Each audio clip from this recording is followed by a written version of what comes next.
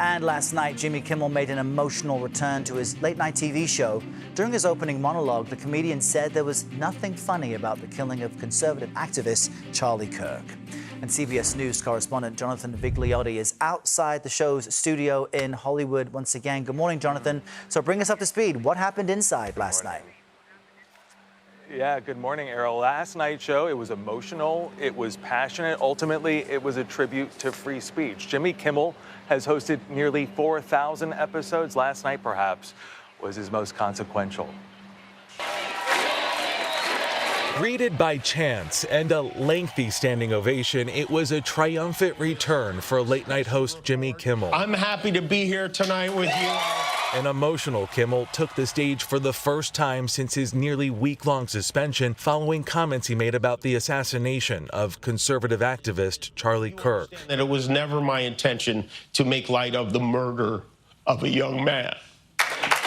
I don't think there's anything funny about it. In his monologue, Kimmel took aim at his critics, saying he felt lucky to live in a country where he could speak freely. This show is not important. What is important is that we get to live in a country that allows us to have a show like this. He thanked supporters, including Democrats and Republicans, who united against efforts to censor the comedian. It takes courage for them to speak out against this administration, and they did, and they deserve credit for it, and thanks. Two major station groups, Sinclair and Nexstar, said they would not air Kimmel's program on Tuesday. They represent about a quarter of ABC affiliates. Kimmel also slammed FCC Chairman Brendan Carr over his apparent threats to scrutinize ABC because of his show. In addition to being a direct violation of the First Amendment, is not a particularly intelligent threat to make in public.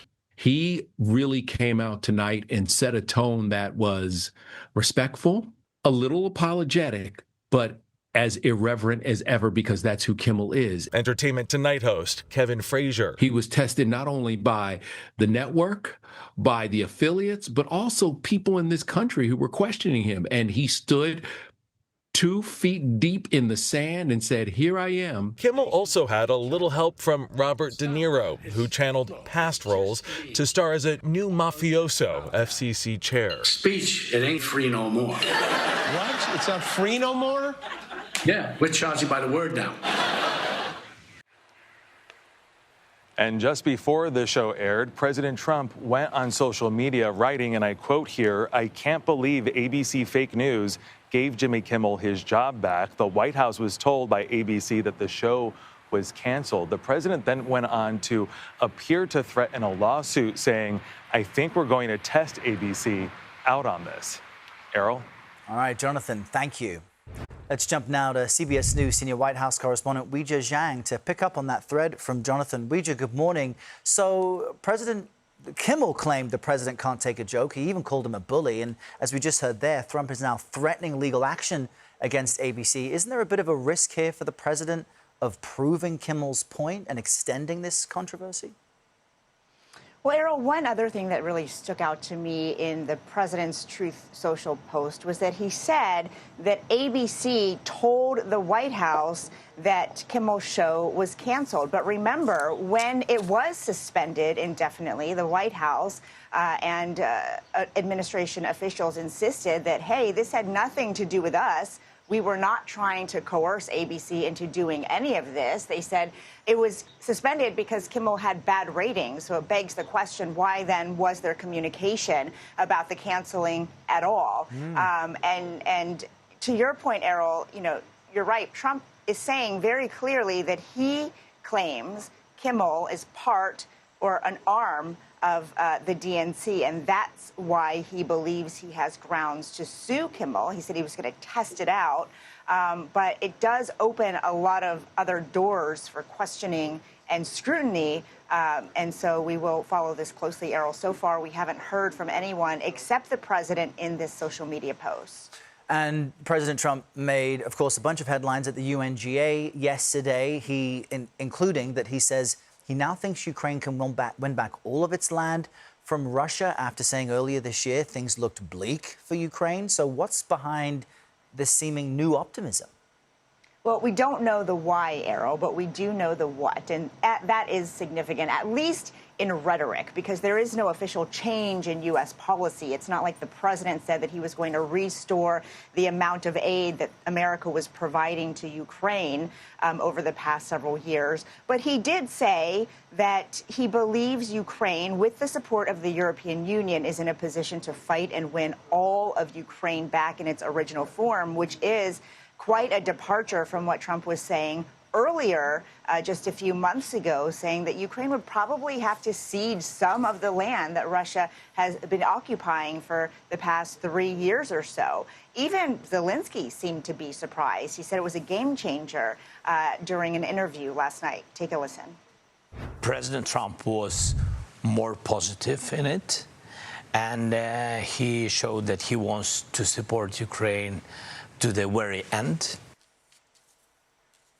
So what's really important here, Errol, is that these are just words, and as we have seen, the president could change them again, but it's still a major shift from what he had been saying.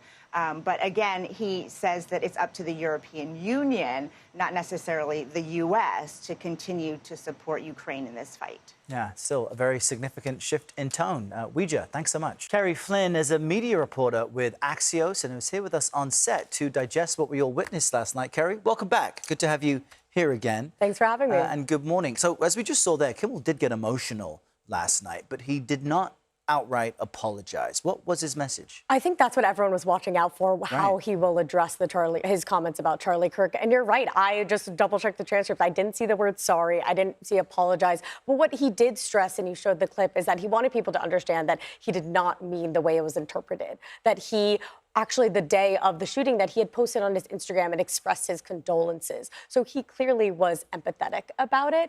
But he did acknowledge his comments and said that he was sorry that it was misinterpreted. But the vast majority of his time was spent on that free speech issue. And this has now triggered a massive nationwide debate on free speech. How did fans react to his return? Because a huge chunk of the country, I think we were talking earlier about maybe 25%, didn't get to see it because of local affiliates blocking and still boycotting his show. Correct. The stations owned by Sinclair and Nexstar preempted the show, did not air it, essentially boycotted the show. And it affected big markets like D.C., Nashville, Seattle, New Orleans. I can go on and on the number of stations that are affected. And the question is how long that will last. But truth be told, I did check that Jimmy Kimmel's show made the clip available on YouTube almost right after it aired. And this morning, that had 6 million views. That far outpaces all of his recent clips. And again, that was only a few hours ago. So I think a lot of people are watching these comments, and I'm curious to see how that progresses. Where does this then go from here? You know, people are speaking out about, having their choices blocked and freedom of speech limited. Could these local station group owners hang out on this ledge for long? They could choose to, but obviously there's concern that they'll lose their customer base and not want to have bad relationships with Disney. But because they could Disney's keep stock it up. price also dipped. Correct. Yeah. Fiasco. And there's the long-term Disney obviously offers them and ABC so much other content, right? But the reason that they're doing this is that Nexstar, one of the big media companies that owns a lot of these stations, is trying to get FCC approval for a $6.2 billion merger with another media company called Tegna. And Sinclair, which again owns different stations, is likely also looking to make moves with a merger in the coming years. And so they want to get on the good side of the FCC. And as we heard from Brendan Carr's comments, is he doesn't like Kimmel, doesn't like what he's saying. So they're hoping to do this to get on the good side. The question is, we saw Trump's comments as well. He's filed these lawsuits against media companies. We've seen since he's taken office the number of lawsuits rise, but are these just words or will he actually file something? And what is his issue? We'll talk more about that right now. Kerry Flynn, thank you so much. Thanks for having me. CBS News correspondent Natalie Brand is at the White House with that point of this discussion. Good morning, Natalie. So President Trump says he will sue ABC following Kimmel's return. He's describing it as a type of test. Is there really any legal basis for a lawsuit? Well, that's really the outstanding question. Will he and his administration move forward with that? On what grounds, given First Amendment protections? But it really continues, Errol, this pattern of threats and, pressure on media companies he doesn't like. Here's what he said on social media, accusing Kimmel of being an arm of the DNC, saying that would be an illegal campaign contribution. Let's test ABC out on this and see how we do. And he also referenced his last lawsuit against the company. So we're really continuing to see the president trying to test boundaries. But it's going to be really interesting and telling to see and hear what FCC Chair Brendan Carr does next, especially given the intense pushback he faced for appearing to put pressure on ABC affiliates following Kimmel's initial comments saying we can do this the easy way or the hard way. That comment outraged even some Republicans who said, it flies in the face of the First Amendment, Errol.